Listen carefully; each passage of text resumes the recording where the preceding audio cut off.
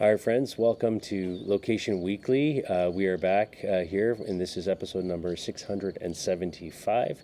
And as you can see, I'm sitting with my good friend and co-president of the LBMA, Karsten. We are at the top of a mountain in northern Italy here, in the Como region of Lombardy. Yeah. And this is our second annual visit of doing our sort of predictions and kind of the future of the LBMA show. So we're excited to be here. We're excited to have a discussion with you today, and we thank you for the opportunity. Always good to be together and connecting both on a business and personal level. So yes. So let's We're talk. wearing our hats. We're wearing our hats just like from last year. Yeah. Just two guys, two hats. Yeah, that's it. Yeah, that's it. It's back. So let's talk about the last year of the LBMA. I mean, it was, I think, overall a positive year. We're trying to sort of reestablish the network and the community, coming out of COVID still, rebuilding. We had our retail local conferences in North America, in Europe. What were your sort of observations from, those events? Yeah. First of all, so it's a great comeback from the LBMA, so stronger than I believed last year. So if you remember, we were talking about our goals, bringing the conferences back, bringing kind of meetups back, bringing the podcast back in a way, bringing best retail cases to the next level, and all this happened. So just looking at the numbers, a couple of thousands people were involved in our activities over the last 365 days, which is just crazy good. And this is also for us a point where we have to readjust our strategy a bit in terms of how we can ensure the growth in the future, and what we offer as a service from the LBMA and what our partners are expecting from us. And as you mentioned, things have changed after COVID, and the industry changed. So trying to get people back to work is still a topic, back to the office. Same as for conferences and mid-size. So therefore,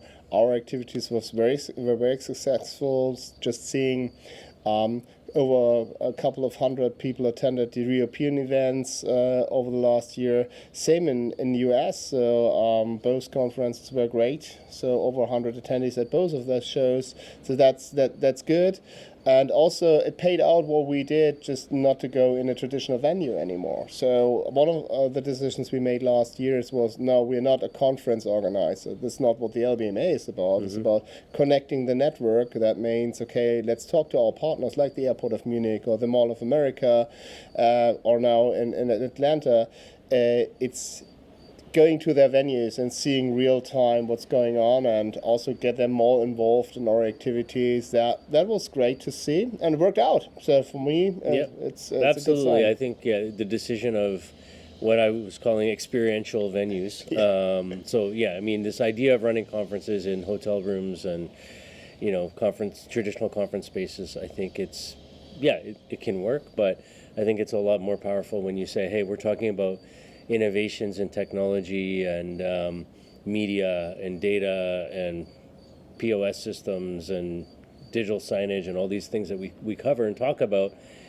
When you do it in an educational setting, but then you have this opportunity to actually go and see it around you in a mall or in a an airport venue or things like that. So actually experiencing the technology that you're learning about and hearing about from these partners. So yeah, absolutely. So that was successful. Also, our reach in terms of the podcast still online, and also having activities in Japan and Central Europe, where it's kind of the same. So running the first podcast there. So our European team is very active in terms of this connection and this communication part of the LBMA, which means a lot of also paid content is now produced, no matter if it's just by our news platforms or by the podcast. So it's working out, and also a thing where we have to talk.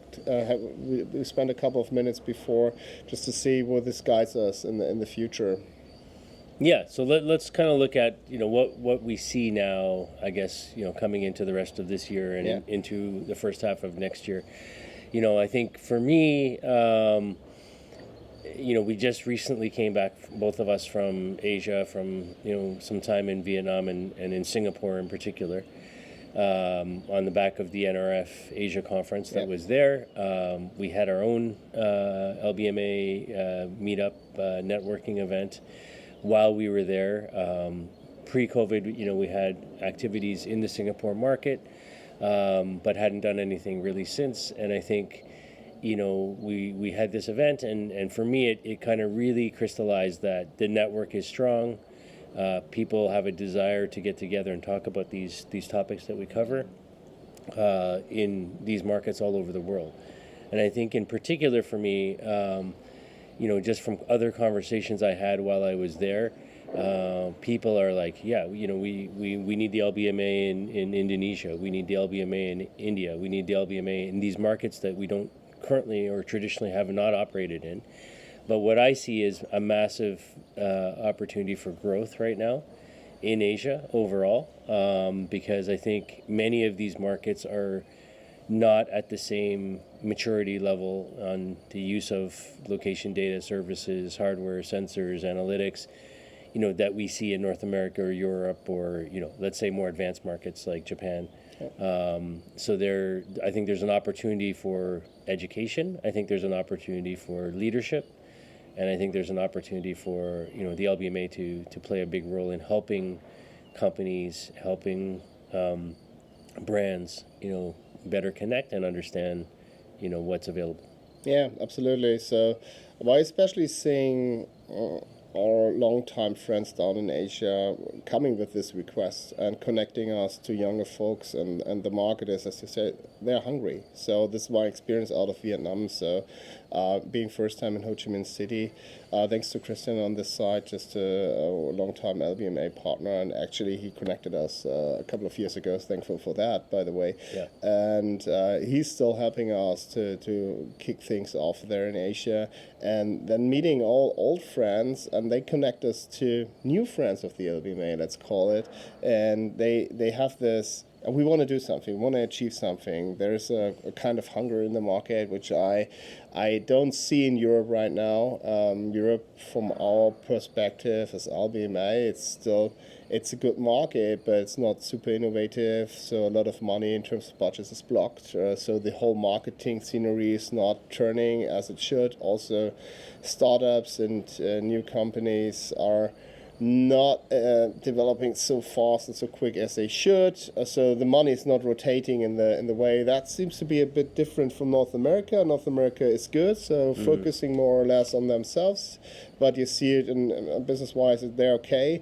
But Europe right now it's tough. Yeah, it's still for our partners something where they just look twice before they spend money or invest time in something, yeah. And this is different in Asia, so good to see that, and we're super happy that we decided that we will support the market more. There are some requests direct out of this region for running an own chapter, running an own region, so we'll see where it guides us. For sure, we want to set the date for NRF, the pre-event on the NRF Asia next year. So that was a good success for us, and this guides us directly into, we're doing it again. Yes. And that's good. So.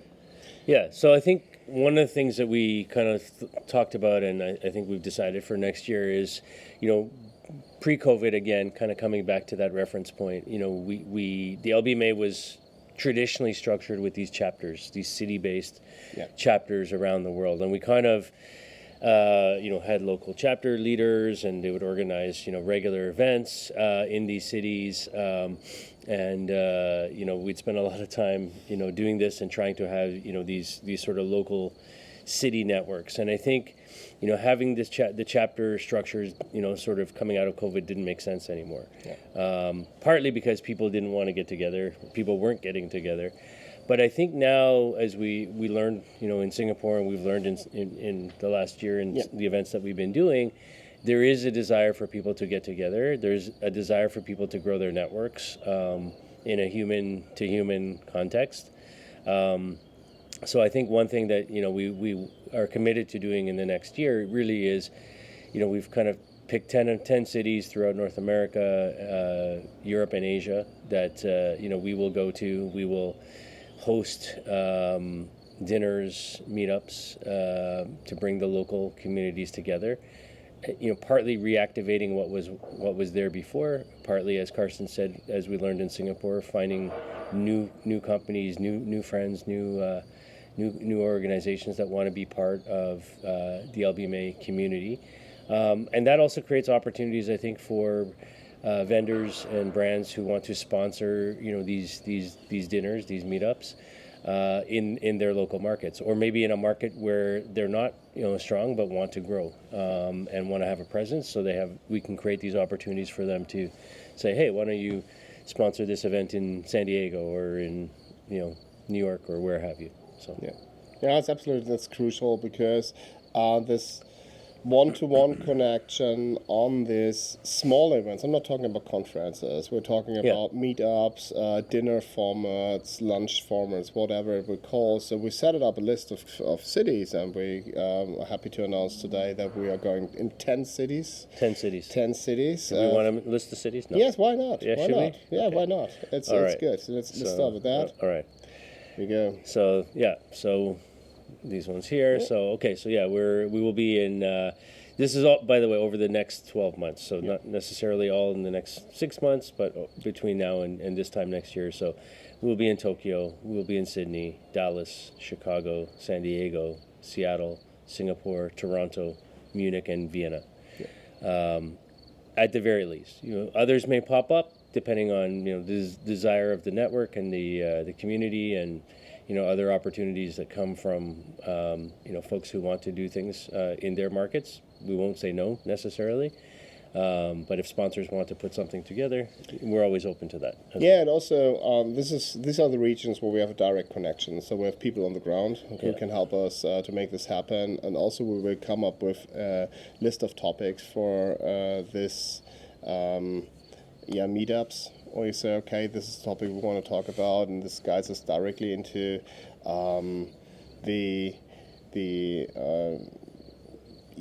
things that are leading the industry at the end of the day. But first, let's jump into the podcast, because it's extremely successful over the last year. I want to see the viewers, and we also are now working on a new format into our podcast, because what we learned is this exchange on a sea level about different developments in our market should be discussed a bit more clearly for us and also for the industry, I guess. And therefore we are coming up with quarterly features, LBMA podcast, weekly features. Industry topics. Yeah.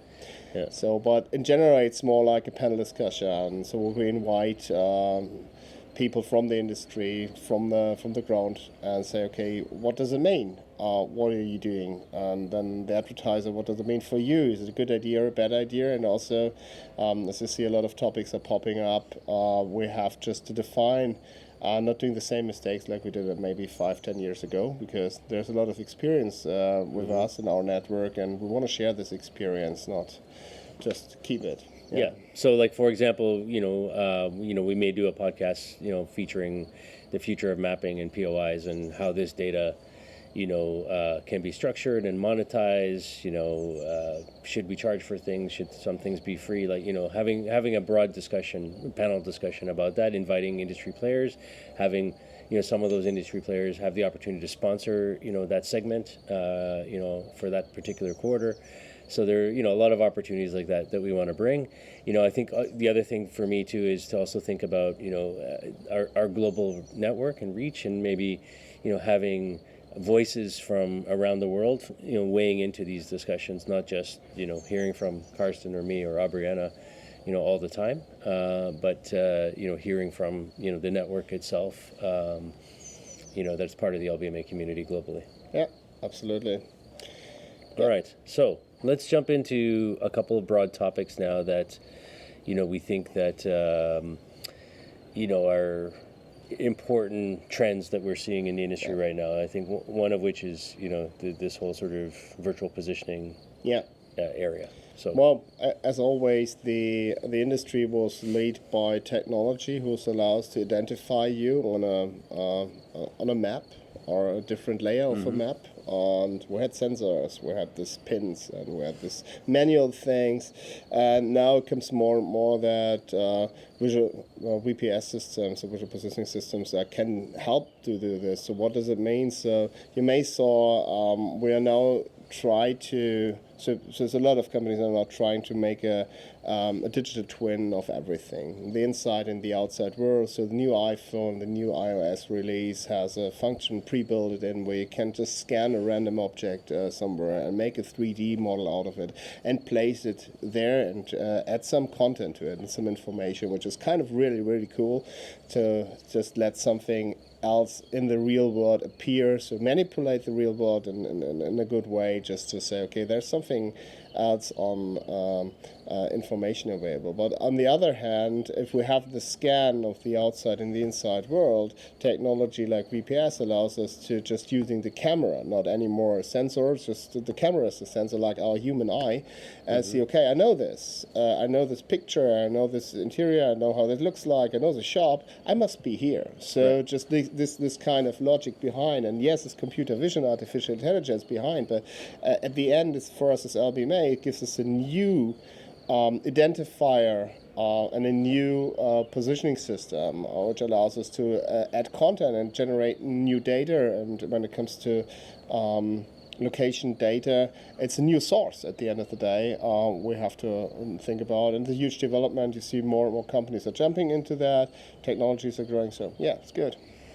yeah, I think it's a massive topic, and it reminds me of, years ago we had a discussion with, one of the LBMA members at that time, Indoor Atlas, when they were bringing this sort of magnetic positioning system to the market, and they were talking about this sort of, in order for it to be successful, they needed to have a sort of one-time scan of every building on the planet, stored in their system, to then do this sort of magnetic positioning against this, blueprint, let's call it.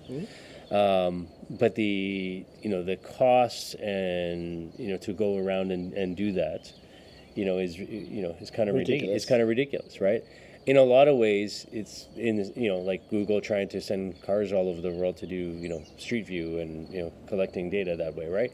And in some ways, I think with what we're talking about today, even with VPS systems, having imagery of every place, every building, everything, still requires that initial capture of all that imagery, right? And so there's, we need to think about what are the right models in today's world to gather that data to power those systems, right? Absolutely.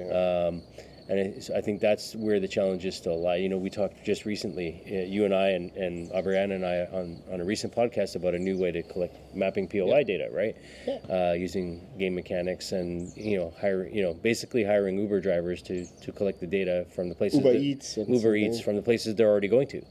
To me, that makes it's a brilliant idea. But I think we need to have that type of thinking at scale across all of these different sort of mapping and data collection requirements that we have. So and that's also just floating into the next topic, because everybody's talking about AI and generative AI and how this changed the world, but there's one thing you cannot do with AI. You cannot position yourself in AI. You need this physical location where you are. It doesn't matter if you are physical in a place or even in a computer game or in a virtual world, you have to be placed somewhere. And then on this ground layer, you can put all other information. So you have the context and you have the content on it, and that can be also generated by AI and helped by that. But this core information, this is why I see the LBMA and our activities in general super important for the next years. This core information, where are you right now, is one of the most valuable things, which you cannot do by AI at the end, because somebody has to tell you or say, okay, this sensor identified you here, and that's a huge change also in our relevance for the LBMA.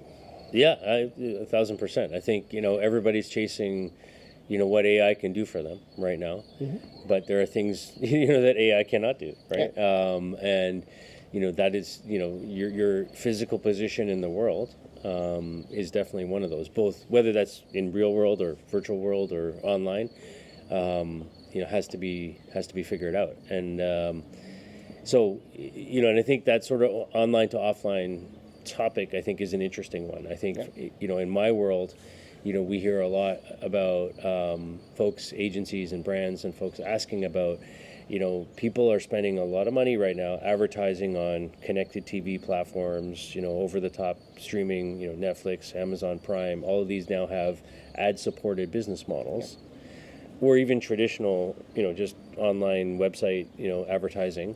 But if those are advertising for brands that have presence in the physical world, how do you do attribution on that? How do you actually measure, did the ad that they saw on Netflix result in traffic to that restaurant or that store or that business or that museum or that whatever it is? And I think that's a difficult thing right now that many companies are trying to solve, and nobody has, quite, taken a leadership position in that yet, because I think it's a very difficult thing to do.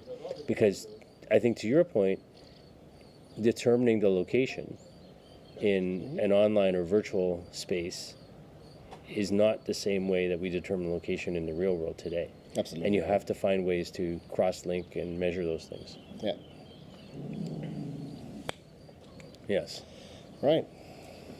All right. So last thing I want to discuss here before we wrap this up is where are sensors today? Where's hardware going? We had a lot of conversations in the last year or a year and a half, really, about the resurgence of the QR code. Yep. And that was mainly driven by COVID and the success of people needed it for menus and for all sorts of things all over the world. And it's still growing, I would say, from a payments perspective. But when we look at sensors now, things like beacons and other types of sensors, to me, there's a resurgence there now as well that's coming. What are your thoughts on that? Yeah, what we see is that a lot of industrial use cases and enterprise use cases are now coming into consumer or consumer-oriented business. I'll give you an example of, by the way, a small comment about QR codes. You use your camera for this. It's a VPS system at the end, so it's an identifier on site where you are anyhow. But if it comes to enterprise solutions, there are more and more sensors now coming into this consumer environment, like movement detectors, like small radar sensors. I'll give you an example. So there are companies out there, they're sticking some small ultrasonic sensors under the table of meeting rooms or restaurants or something like that to see if this table was in use, yes or no. And then out of that, they create business models like, okay, we have to clean more often, or nobody was there, those kind of things. And it's coming more and more into the consumer environment. And these data, this is location data. So we know where the sensors are, no matter what kind of sensors there is. And this combination of this will drive the market. And with the new 5G and 6G networks, it's quite easy to grab that data out and make it accessible. And I think this is a huge change compared to what we had before, which just we have to connect every sensor to the network. The network has to be enabled to that. What we're doing with this thing. No, that's all gone.